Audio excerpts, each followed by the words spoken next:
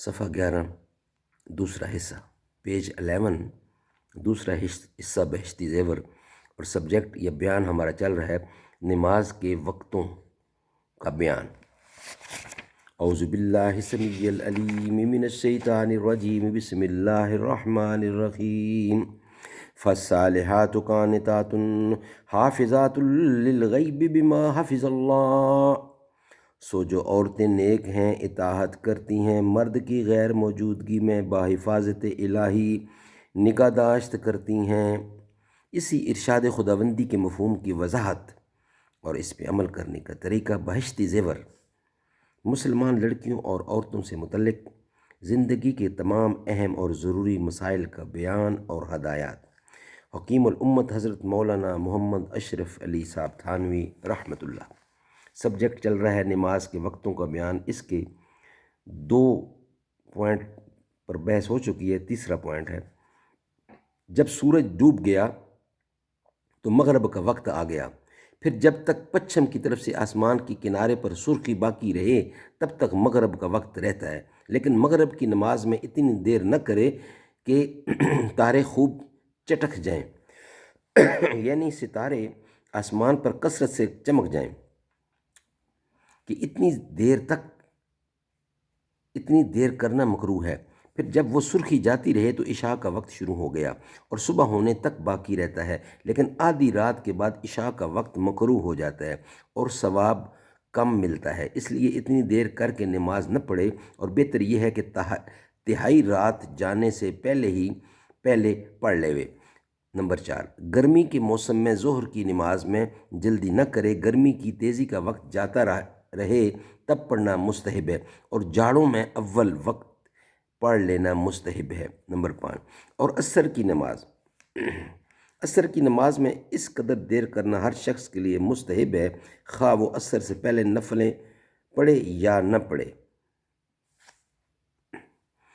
اور عصر کی نماز ذرا اتنی دیر کر کے پڑھنا بہتر ہے کہ وقت آنے کے بعد اگر کچھ نفلیں پڑھنا چاہے تو پڑھ سکے، کیونکہ عصر کے بعد تو نفلیں پڑھنا درست نہیں، چاہے گرمی کا موسم ہو یا جاڑے کا، دونوں کا ایک حکم ہے۔ لیکن اتنی دیر نہ کرے کہ سورج میں زردی آ جائے اور دھوپ کا رنگ بدل جائے، اور مغرب کی نماز میں جلدی کرنا اور سورج ڈوبتے ہی پڑھ لینا مستحب ہے۔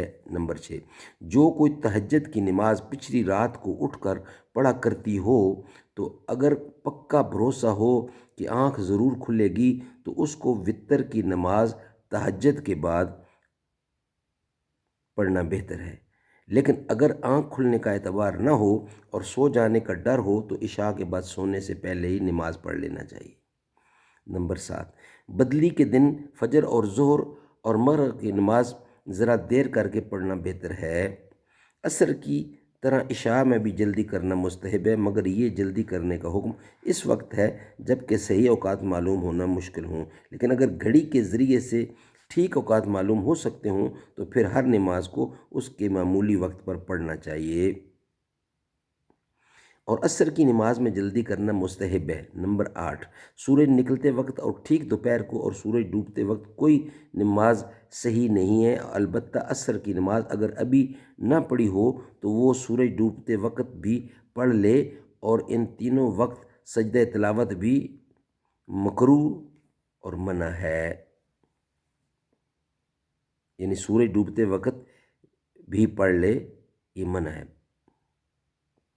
نمبر 9، فجر کی نماز پڑھ لینے کے بعد جب تک سورج نکل کے اونچا نہ ہو جائے، اونچائی کی حد 1 نیزہ ہے اور یہ وہ وقت ہے جب کہ سورج کی طرف سے دیکھنے سے آنکھیں چندیانے لگیں،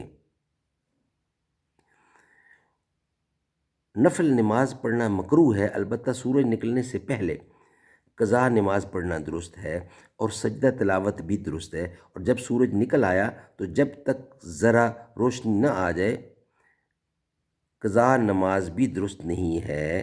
اس کی بھی علامت وہی ہے کہ سورج کی طرف دیکھنے سے آنکھیں چندیانے لگیں۔ ایسے ہی عصر کی نماز پڑھ لینے کے بعد نفل نماز پڑھنا جائز نہیں، البتہ قضا اور سجدہ کی آیت کا سجدہ درست ہے، لیکن جب دھوپ پھیکی پڑ جائے تو یہ بھی درست نہیں۔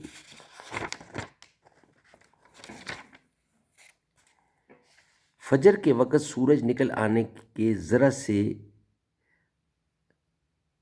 فجر کے وقت سورج نکل آنے کے ڈر سے جلدی کے مارے فقط فرض پڑھ لیے تو اب جب تک سورج اونچا اور روشن نہ ہو جائے تب تک سنت نہ پڑھے، جب ذرا روشنی آ جائے تب سنت وغیرہ جو نماز چاہے پڑھے۔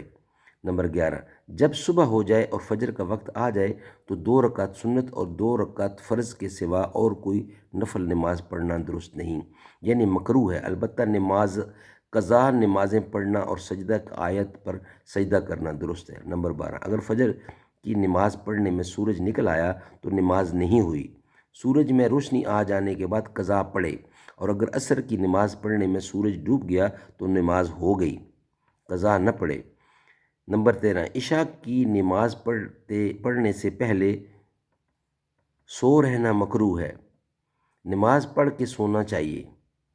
عشاء کی نماز پڑھنے سے پہلے سو رہنا مکروہ ہے، نماز پڑھ کے سونا چاہیے، لیکن کوئی مرض سے یا سفر سے بہت تھکا ماندہ ہو اور کسی سے کہہ دے کہ مجھ کو نماز کے وقت جگا دینا اور دوسرا وعدہ کر لے تو سو رہنا درست ہے۔ صدق اللہ العلی العظیم۔